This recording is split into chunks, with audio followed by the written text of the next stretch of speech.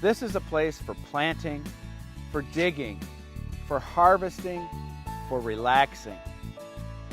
It's a place to get your hands dirty, but most of all, it's about having fun.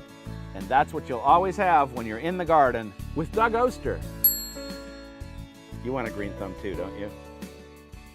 The number one gardening question, why doesn't my hydrangea bloom? Well, join the club. The most popular plant that we're growing is called Hydrangea macrophylla. That's the mophead variety, and after it's done blooming, what happens? It puts on buds. If we were to cut those buds off, we're going to lose the flowers for next year. That's the number one mistake people make. Most hydrangeas should never be pruned, never be trimmed back. But the other thing that can happen is those buds can freeze out. We're going to do a project to hopefully stop that from happening. But let's take a look at other types of hydrangeas that are more reliable bloomers.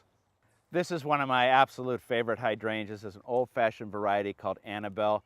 It blooms year after year, regardless of the winter. This variety, and only this variety, can actually be cut to the ground. There's one that's growing below it. It's not blooming right now, but look at these pictures. This is called Invincible Spirit. It's the first pink Annabelle variety. I love it. It's tough as nails. It blooms reliably. And the other great thing, that proceeds from buying this plant go to breast cancer research. Let's keep looking at hydrangeas. This is a hydrangea called Endless Summer, and not only does it put its buds on old wood, but also on the new wood too. So if they would freeze out, the new growth will put on flowers too. This is a brand new variety called Bloomstruck that blooms even better than the original Endless Summer, and you can change the color of the flowers by changing the pH. This is an oak leaf hydrangea. Look at those beautiful white conical blooms. Those will fade to pink, and it has a great exfoliating bark for at least 3 seasons of interest. There are lots of other types of hydrangeas which are also more reliable bloomers. These faded pink blooms were from one called Doublelicious, and when it was in its prime, it was amazing. I love it. I love double anything. Might be my favorite hydrangea. This is a Hydrangea macrophylla, and we're going to protect it from the winter so the buds don't freeze out by taking these tomato stakes, surrounding it, adding burlap on the outside, but leaving the top open for rain and snow, and hopefully that'll get it to bloom better. For the last few years, I've been doing this to a lot of my hydrangeas, the macrophyllas, and getting much better blooms. So let's get to work.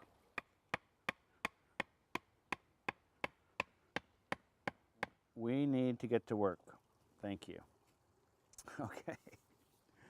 Well, like all gardening jobs, when I pounded this stake in, I found this little hosta I forgot all about. And so before I surround this with burlap, I want to move the hosta. It's going to be happier over here in a shade bed, and the deer might enjoy it better over here too. They've been working their way into the patio.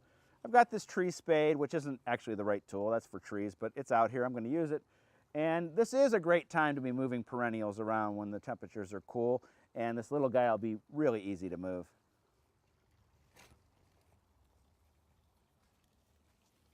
Okay, come on over here.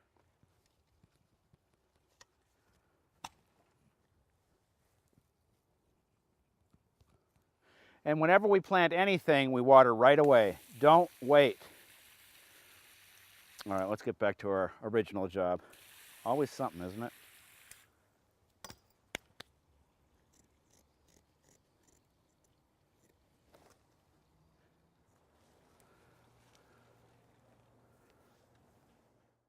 Okay, I know it looks ugly. I'm just going to tell people it's a brand new introduction that they can't see. That's why it's hidden. But it will hopefully keep those buds going through the winter, and we'll get some more blooms next year.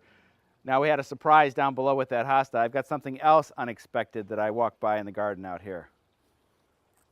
Well, check this out. This is one of the surprises in the garden. I got this on sale about a month ago. Forgot I even put it in here. It's called a toad lily. It's a late bloomer, which is wonderful to have something blooming at the end of the season, and it is a beauty. Loves the shade, and it's just going nuts. The deer have been all over here, just like out in the rest of the garden. They're eating all this kind of stuff.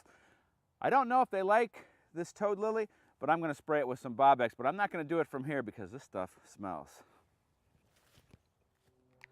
Well, let's see if we can keep the deer off this plant. I don't like the smell of Bob-X, but that's the idea. They don't like it either, and this plant is filled with buds. I want to see the flowers. There's one more plant I just have to show you. This is one of my favorites. This is Salvia Wendy's Wish. It's actually a zone 7 perennial, so for a zone 1 or 2 south of us, It will last a couple frosts and still have blooms on it, and hummingbirds love it. Now, our ruby-throated's gone, but you might get another one coming through for something like this. Just a great plant, easy to grow, and blooms like crazy. Now let's finish up. Well, I certainly didn't want to hide these behind burlap. These will make great dried flowers for indoors. For more information about everything we talked about today and to see more photos, videos, stories, and columns, check me out online. And until next week, I've got about 10 more hydrangeas to cover with burlap. We'll see you then.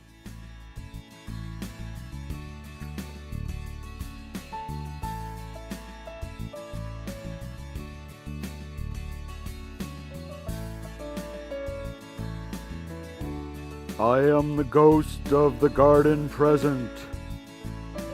Spooky, spooky.